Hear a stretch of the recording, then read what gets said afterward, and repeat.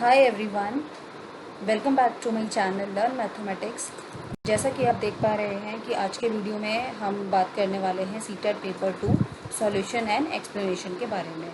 यहाँ हम जो पेपर डिस्कस कर रहे हैं वो है दिसंबर 2019 का, यानी कि जो अभी रिसेंटली हुआ है, और अभी जो अब होने वाला है वो 2020 में आपका होगा, but just because of lockdown otherwise वो पेपर अब तक जो है वो हो चुका होता। ओके, सो आज हम डिस्कस करेंगे क्वेश्चन नंबर 46 टू 50।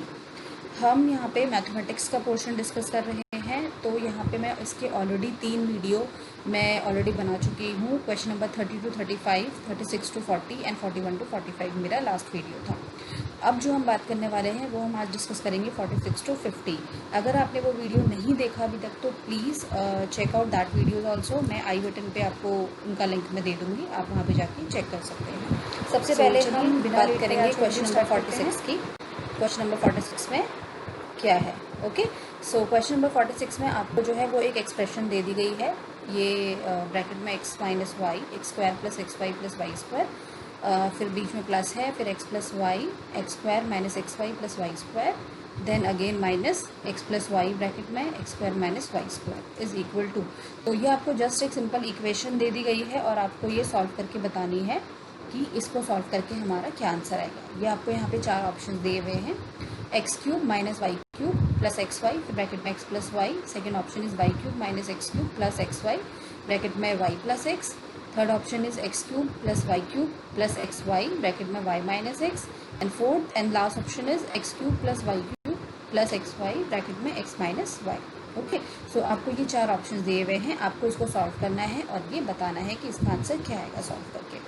सो इसके लिए सबसे इजी मेथड मैंने आपको बताया है। कई लोगों ने इसे सॉल्व किया होगा पूरा का पूरा आपस में इनको मल्टीप्लाई करके, और फिर उसके बाद इनको मल्टीप्लाई किया होगा, फिर बहुत लंबी इक्वेशन बन गई होगी। बट यहाँ पे जो है आपको थोड़ा सा माइंड यूज़ करने वाली ज़रूरत है, और उससे आपका ये क्वेश्चन जो है वो बिल्कुल बहुत ज़्यादा ईजी बन जाएगा।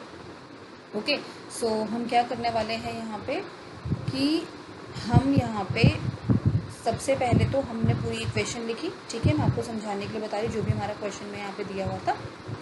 एंड देन उसके बाद तो हम क्या करेंगे यहाँ पे, ये देखिए, अगर आप ध्यान से देखेंगे x minus y x square plus x y और प्लस वाई स्क्वायर, ये पूरा का पूरा फॉर्मूला होता है x cube minus y cube का।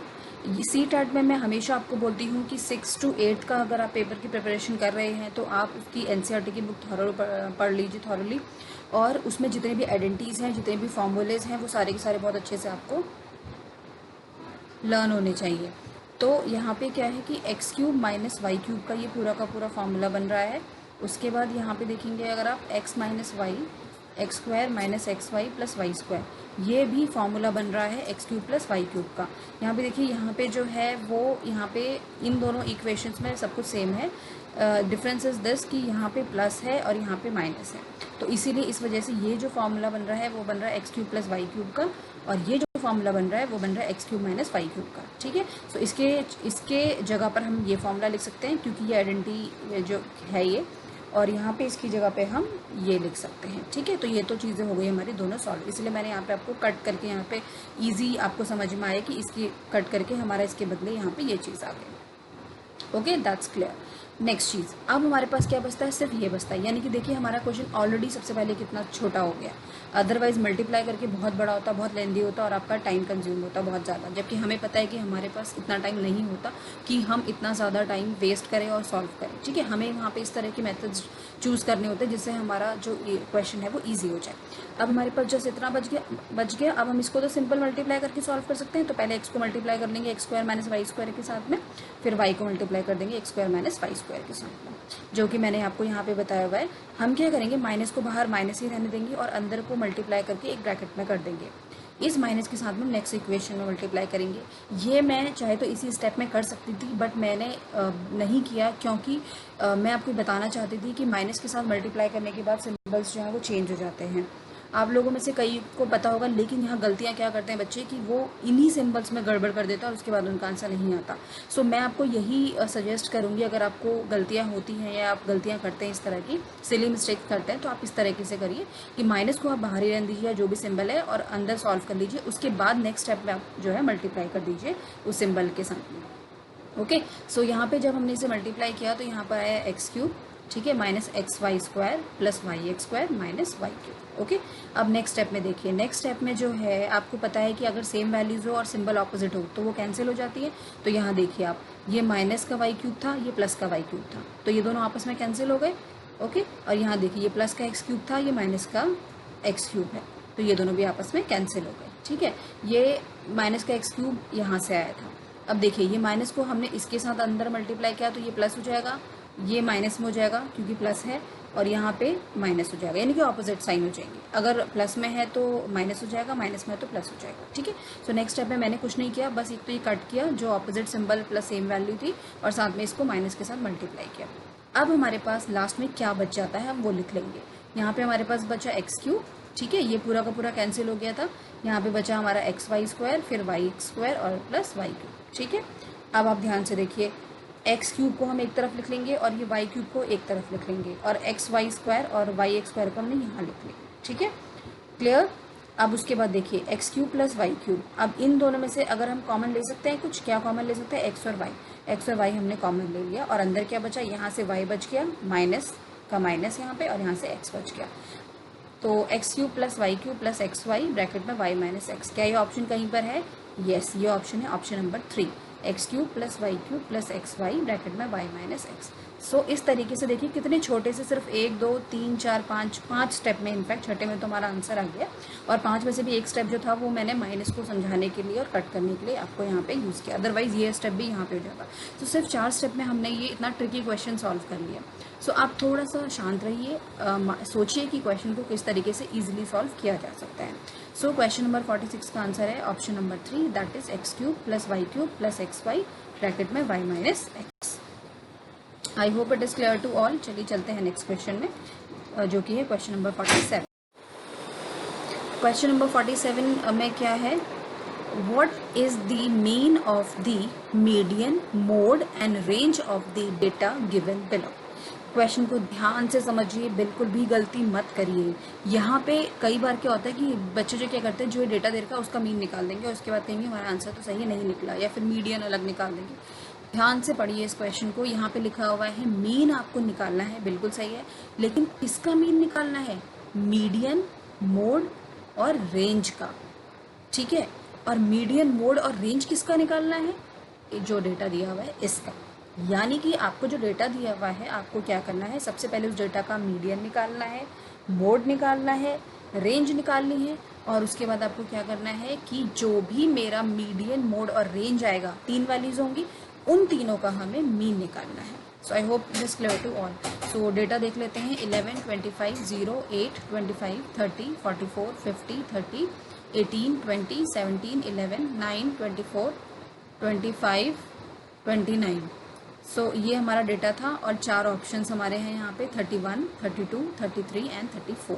सो चलिए हम इसे सॉल्व करते हैं। सबसे पहले तो हम क्या करेंगे, हमें मीडियन निकाल लेंगे। सबसे पहले मीडियन निकालने के लिए हमारे पास एक कंडीशन होनी चाहिए कि जो भी हमारा डेटा दिया हुआ है, either it should be in ascending order और इन डिसेंडिंग ऑर्डर, यानी कि वो या तो असेंडिंग ऑर्डर में हमें उस डेटा को लगाना है या फिर डिसेंडिंग ऑर्डर में।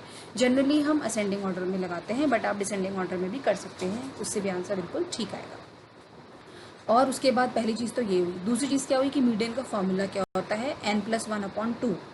ठीक है, जहाँ पे n जो होता है वो होता है number of total elements in series. Elements क्या होते हैं, जो आपको डेटा दे रखा है उसको अगर हम काउंट करेंगे उसमें हर एक नंबर जो है that is called the element. ठीक है, जैसे यहाँ पे 11 है तो वो एक एलिमेंट हुआ, 25 है वो एक एलिमेंट हुआ, 0 इज़ 1 एलिमेंट, 8 इज़ 1 एलिमेंट। तो इस तरीके से यहाँ पे काउंट करिए कितने एलिमेंट हो रहे हैं यहाँ पे, 1 2 3 4 5 6 7 8 9 10 11 12 13 14 15 16 17 एलिमेंट है, तो इसलिए हमने यहाँ पे लिख दिया इज इक्वल टू 70। अब आपको फॉर्मूला पता है मीडियन का n+1/2, तो यहाँ पे आपने क्या 17 + 1/2 is equal to 18/2 which is equal to 9th term. ठीक है, 9th टर्म आपका यहाँ पे आंसर आया। 9th यानी कि मीडियन क्या होगा, आप सबसे पहले जो भी डेटा है उसको असेंडिंग ऑर्डर या डिसेंडिंग ऑर्डर में करेंगे, उसके बाद आप उसे लेफ्ट साइड से या फिर राइट साइड से कहीं से भी आप 9th जो भी टर्म होगी ना वो आपका मीडियन होगा। ठीक है, ये अब ये तो बात हुई आपकी, अगर आपका जो एलिमेंट्स है, नंबर ऑफ एलिमेंट्स है वो है अगर ऑड। अगर आपके नंबर ऑफ़ एलिमेंट्स इवन हुए तो उसका डिफरेंट फार्मूला होता है, ठीक है, वो मैं आपको बाद में बताऊंगी। अगर आप जानना चाहते हैं तो let me know in my comment section. So अभी हम सिर्फ वापस हम क्वेश्चन पे आ जाते हैं अपने।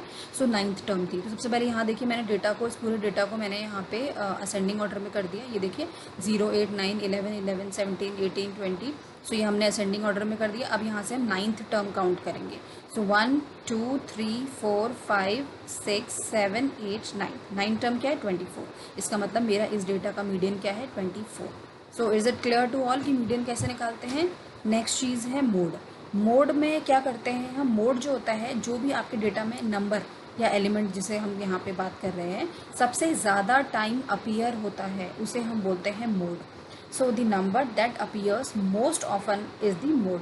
अब यहाँ पे अगर आप देख लेंगे, यहाँ पे जब आप असेंडिंग या डिसेंडिंग ऑर्डर में कर लेते हैं तो आपको मोड निकालना बहुत ईजी हो जाता है, क्योंकि आपको पता चल जाता है कि कौन सा नंबर कितनी बार यहाँ पे अपीयर हुआ है। सो यहाँ पे आप देखिए कि 25 जो है वो 3 बार हुआ है अपेयर यहाँ पे। उसके अलावा बाकी कोई नंबर है वो 2 बार अपेयर हुआ है, लेकिन 3 बार या 3 से ज़्यादा बार कोई भी अपेयर नहीं हुआ, तो इसीलिए मोड हो गया यहाँ पे 25। ठीक है, अब हमें तीसरी चीज़ क्या निकालनी थी? रेंज। रेंज का फॉर्मूला जो होता है वो होता है highest value minus lowest value. अगर मैं एलिमेंट की फॉर्म में बात करूँ, highest value of element minus lowest value of element. ठीक है, सो हाईएस्ट वैल्यू जो थी वो यहाँ पे क्या है? 50, और लोएस्ट वैल्यू क्या है यहाँ पे? 0। तो 50 माइनस 0 किया तो हमारा आ गया 50, यानी कि मीडियन मेरा आया 24, मोड मेरा आया 25 एंड रेंज मेरी आई 50। अब हमें क्या करना था? मीन निकालना था हमें। मीन मैंने आपको स्टार्टिंग में बताया था कि जो भी हमारा मीडियन, मोड और रेंज आएगा उसका मीन निकालना है। So sum of values in the series आपका आ जाएगा, और total number of numbers in the series, ये आपका फॉर्मूला है। यहाँ पे मैं सीरीज़ की ये वाली चीज़ों की बात नहीं करेंगे, क्योंकि यहाँ मुझे मीन निकालना था इसका, तो इसलिए हम यहाँ पे इन तीनों की ही बात करेंगे। सो अगर मान लीजिए मुझे इसका मीन निकालना होता तो ये हम यहाँ पे डायरेक्टली सबका सम करते और नीचे लिखते 17। ठीक है, लेकिन मुझे यहाँ पे मीडियन, मोड और रेंज का मीन निकालना है, इसीलिए हमने यहाँ पे 24, 25 और 50 इन तीनों की वैल्यू लिखी। और ये कितनी वैल्यू है? 3, तो डिवाइडेड बाई हमने 3 कर दिया। इन तीनों को ऐड करेंगे तो कितना है? 99 divided by 3 is equal to 33। यानी कि जो करेक्ट आंसर है वो क्या आएगा? 33। और 33 कहाँ पर है? ऑप्शन नंबर 3 में। यानी कि क्वेश्चन नंबर 47 का आंसर है ऑप्शन नंबर 3, विच इज 33। तो इस क्वेश्चन में आपने देखा कि यहाँ पे आपका मीडियन भी यूज़ हुआ, मोड भी यूज़ हुआ, रेंज भी यूज़ हुआ और मीन भी यूज़ हुआ। और ये सारे के सारे ऐसे टॉपिक हैं जो कि आपके एनसीईआरटी बुक में ऑलरेडी दिए रहते हैं। तो वही चीज़ मैंने बोली आपको कि आपको ये बेसिक चीज़ें पता होंगी तो आपके लिए कोई भी क्वेश्चन डिफिकल्ट नहीं लगेगा आपको। ठीक है, सो आई होप आपको क्लियर हुआ होगा ये क्वेश्चन। चलिए चलते हैं नेक्स्ट क्वेश्चन। क्वेश्चन नंबर 48, ये एक पेडागोजी का क्वेश्चन है, तो चलिए देख लेते हैं कि क्या है इस क्वेश्चन में।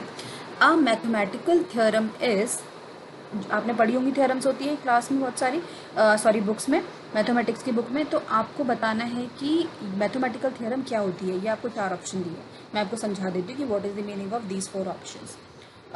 वन जो है वो है statement that has been proven by logical arguments based on axioms.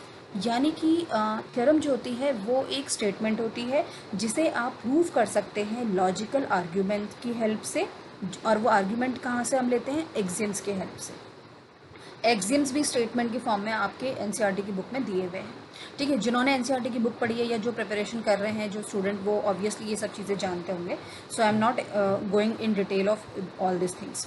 ठीक है, so second thing is the a statement which is always true and does not need any proof. यानी कि थ्योरम जो होती है वो एक स्टेटमेंट होती है जो हमेशा सही ही होती है और जिसके लिए प्रूफ करने के लिए हमें कोई ज़रूरत नहीं होती। थर्ड ऑप्शन है अ स्टेटमेंट हुज ट्रुथ और falsity is not known. Statement एक ऐसी स्टेटमेंट होती है थ्योरम जो है जिसकी फॉल्सिटी यानी कि जिसका सच्चाई या फिर झूठापन जो है वो हमें पता ही नहीं रहता कुछ भी, बस हम एक ऐसी स्टेटमेंट एक रैंडमली उठा के लिख देते हैं। Fourth option is a statement without sufficient evidence of for proof. यानी कि इस तरह की स्टेटमेंट होती है जिसके लिए हमारे पास प्रूफ करने के लिए कोई भी सफिशिएंट एविडेंस या प्रूफ नहीं होता। ठीक है, सो यहाँ पे जिन बच्चों ने मैं जैसा मैंने बोला कि पढ़ाई करी हुई है, तो ये बहुत इजी और बहुत सिंपल क्वेश्चन है।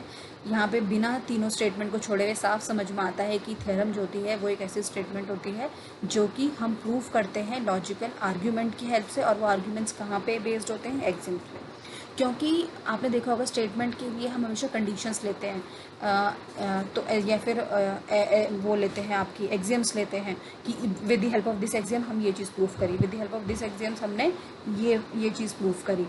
तो ये सारी चीज़ें आपकी होती हैं। तो इनमें से कोई भी चीज़ यहाँ पे जो है वो कुछ भी चीज़ में श्योरिटी नहीं देखी, तो इसलिए यहाँ पे साफ क्लियर हो जाता है कि स्टेटमेंट जो है वो आपकी एक थ्योरम जो है वो आपकी एक स्टेटमेंट होती है जो कि हम प्रूव करते हैं लॉजिकल आर्ग्यूमेंट की हेल्प से, और वो आर्ग्यूमेंट बेस्ड होते हैं axioms.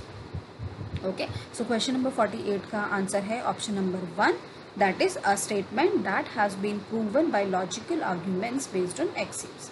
This is called the mathematical theorem. Is it clear to all? Let's move on to next question. Question number 49.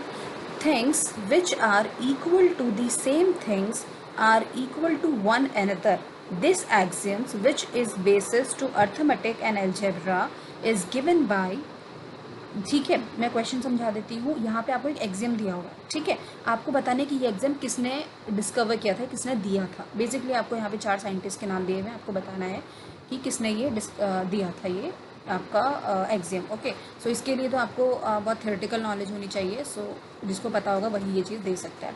सो इसका मीनिंग जो है वो ये है कि things which are equal to same thing are equal to one another, यानी कि जो चीज़ें आपस में इक्वल होती हैं वो थर्ड चीज़ से भी इक्वल होगी। फॉर एग्जाम्पल लाइक अगर मैं कह रही हूँ A is equal to B और बी जो है वो सी के इक्वल है, यानी कि A is equal to B and B is equal to C, तो इसका मतलब क्या होगा, हम क्या कह सकते हैं, हम ए इज इक्वल टू सी कह सकते हैं क्योंकि ए बी के इक्वल था और बी सी के इक्वल था, तो हम इनडायरेक्टली ये कह सकते हैं कि ए जो है वो सी के इक्वल होगा। सो इस तरह की जो स्टेटमेंट है वो किसने दी थी? First option is Euclid, second option is Pythagoras, third option is Descartes and fourth option is Euler. So ये जो एग्जाम्स है वो आपका जो है वो यूक्लिड ने दिया था, आप यहाँ पे देख सकते हैं अपनी एनसीईआरटी बुक में। सो यहाँ तो कोई ऐसे सॉल्व करने वाला है, समझने वाली चीज़ नहीं है, यहाँ पे बहुत आंसर क्लियर है। Things which are equal to the same thing are equal to one another is this axiom is given by the scientist Euclid. So question number 49 का आंसर है option number 1, that is Euclid. Let's move on to next question. Question number 50.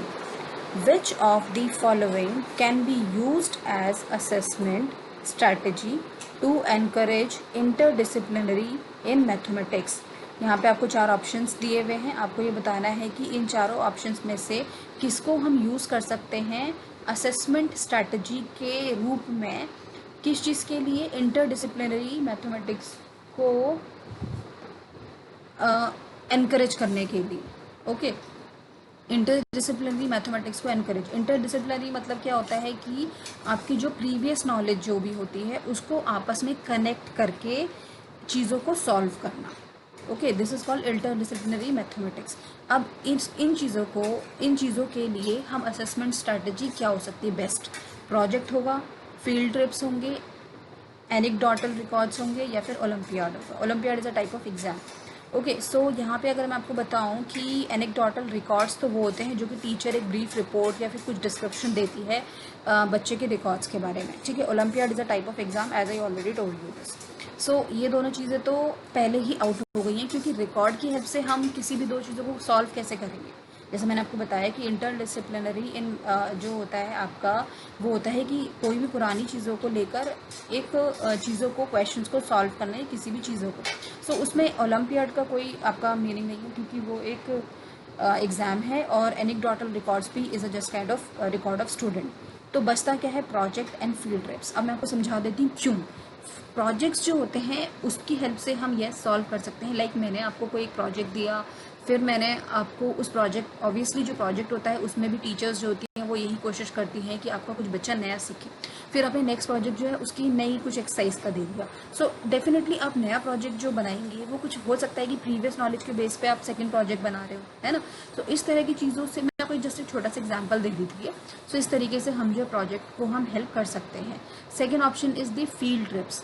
Field trips भी yes exactly वही चीज़ है कि आप एक field trip में गए, आपने नई नई चीज़ें सीखी, फिर आप दोबारा कुछ फील्ड ट्रिप में जाते हैं, वहाँ पे जाके आप इंटरकनेक्ट कर सकते हैं पुरानी चीज़ों को कि येस हमने वहाँ पे ये चीज़ें पढ़ी थी और उसके बाद आज हम उससे ही नई, हम उसी से रिलेट करके हम नई फील्ड ट्रिप में जा रहे हैं। सो ठीक है, सो ये दो ऑप्शंस मैच करते हैं एज कम्पेयर टू बाकी दोनों से। सो ये दोनों बिल्कुल ही हट जाते हैं। सो इसीलिए यहाँ पे प्रोजेक्ट ऑन फील्ड ट्रिप जो है वो मोस्ट अप्रोप्रिएट आंसर है according to the given options. ठीक है, सो क्वेश्चन नंबर 50 का आंसर है ए और बी। और ए और बी कहाँ पे ऑप्शन आ रहे हैं? ऑप्शन नंबर 1 पे। ठीक है, so first option A and B था, second option A and C, third option B and C, and fourth option है C and D. So C and D तो कहीं है ही नहीं, तो ये ऑप्शन चला जाएगा। यहाँ पे सी है तो ये ऑप्शन भी चला जाएगा, यहाँ पे सी है तो ये ऑप्शन भी चला जाएगा। सो बचता क्या है? सिर्फ ए एंड बी ही बचता है। सो क्वेश्चन नंबर 50 का आंसर है ऑप्शन नंबर 1, जो कि है ए एंड बी, यानी कि प्रोजेक्ट एंड फील्ड ट्रिप्स जो है वो एक ज़रिया हो सकता है असेसमेंट स्ट्रेटजी का to encourage interdisciplinary in mathematics. Okay, so आज के पांचों क्वेश्चंस आई होप सबको क्लियर होंगे। सो आज के इस वीडियो में इतना ही। अगर आपको वीडियो अच्छी लगी तो वीडियो को लाइक ज़रूर करिए, अपने फ्रेंड के साथ शेयर करिए। जो भी लोग प्रिपरेशन कर रहे हैं प्लीज़ उनके साथ शेयर करिए। और अगर आपको कुछ भी चीज़ समझ में नहीं आई तो आप नीचे कमेंट सेक्शन में आप क्वेश्चन पूछ सकते हैं और मैं पूरी कोशिश करूँगी आपको उसका आंसर समझाने की। सो मिलते हैं अपनी नेक्स्ट वीडियो में। Till then bye bye, thank you for watching.